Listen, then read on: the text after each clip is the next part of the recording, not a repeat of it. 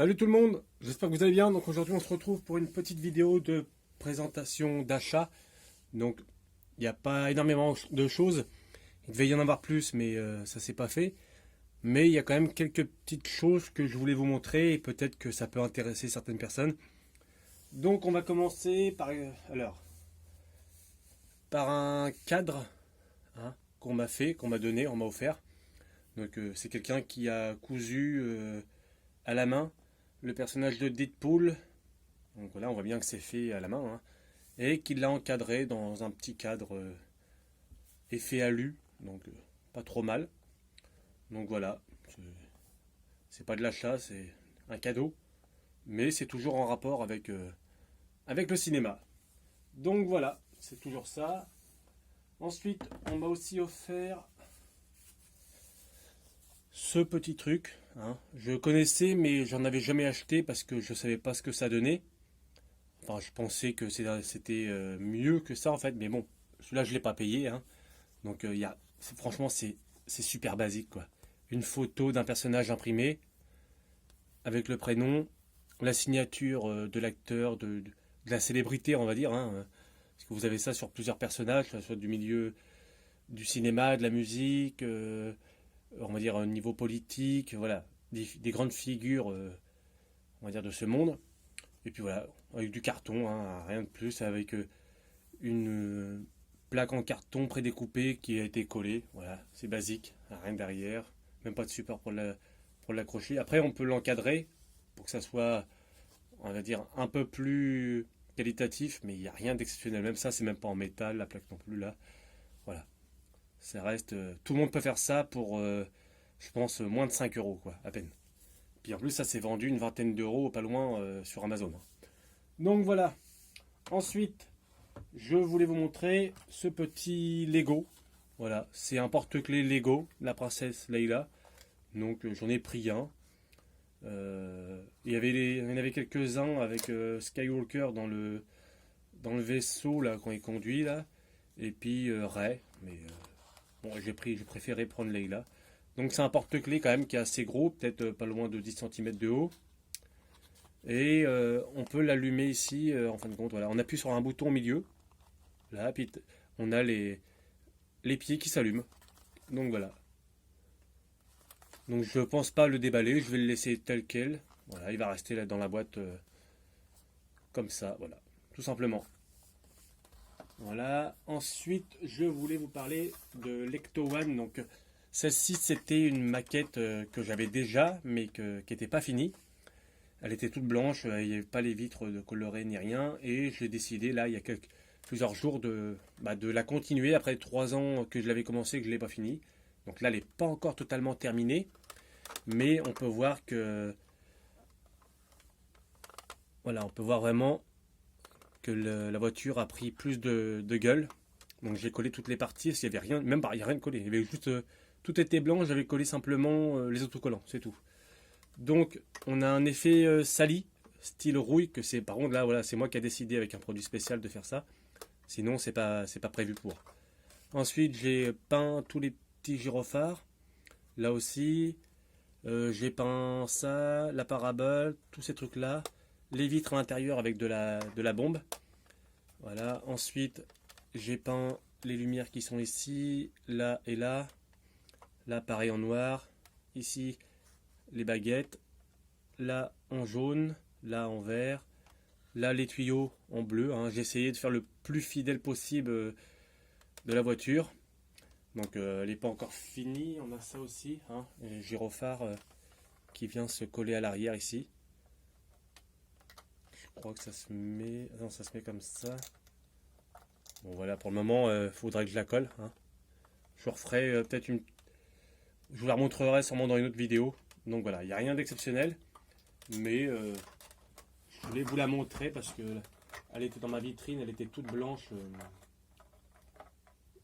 sans rien de fait. Donc j'ai décidé de la modifier un petit peu. Donc ensuite, on a... Normalement, je devais en avoir un autre Mad Movie sur spécial VHS, mais je ne l'ai pas trouvé. Il fait pas mal de magasins. J'ai un pote qui l'a essayé de le chercher.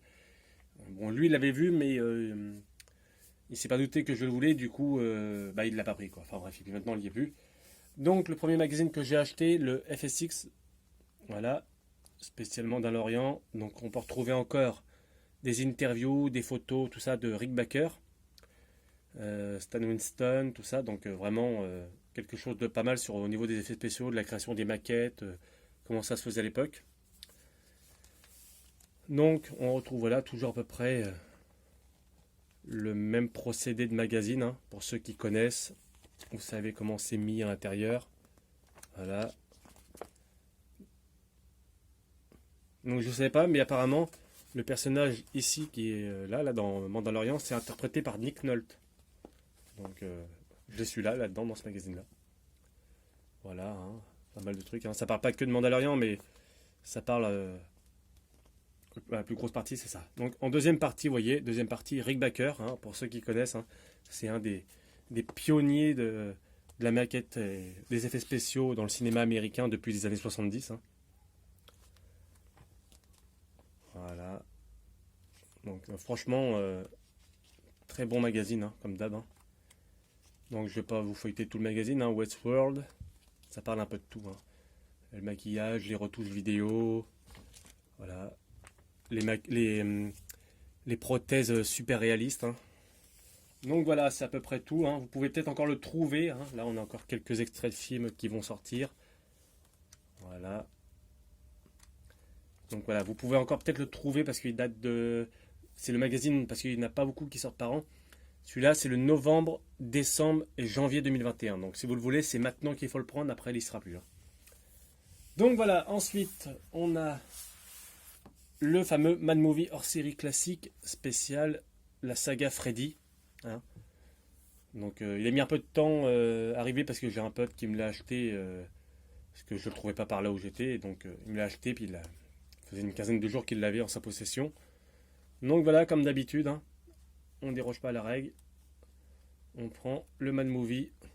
Voilà, comme d'habitude, c'est toujours pareil.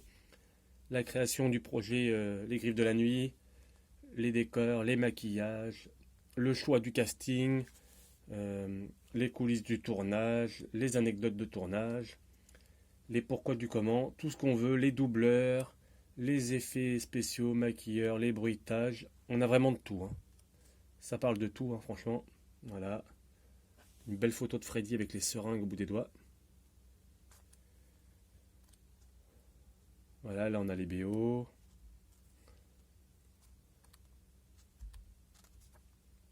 Donc là, ce magazine-là, il est plus épais, hein, comme d'habitude, enfin, assez souvent maintenant. Voilà, les navets, hein, qui a été fait en 2010. Voilà, pour 13,50 €, on a le magazine Mad Movie hors série classique. Donc la saga Freddy, le boogeyman de vos cauchemars. Et franchement, il est vraiment très très très complet. Rien à voir avec certains livres qui parlent de quelques paragraphes de certaines figures du cinéma d'horreur. Là, on a un magazine de plus d'une centaine de pages juste consacré à un seul personnage. Donc voilà, c'est pas beaucoup. Donc j'espère qu'ils vont faire un magazine comme ça sur la saga Vendredi 13, hein, parce qu'ils ont déjà fait Halloween, ils ont déjà fait Massacre à tronçonneuse, ils ont fait Freddy, Chucky, je crois qu'ils l'ont fait, je sais même plus. Donc ouais, quand même pas mal de trucs d'horreur qu'ils ont fait. Après c'est Mad Movie, hein. Mais un petit Mad Movie Vendredi 13, ça serait vraiment très très bien. Donc voilà, j'espère que la vidéo vous aura plu. Voilà, un petit détour.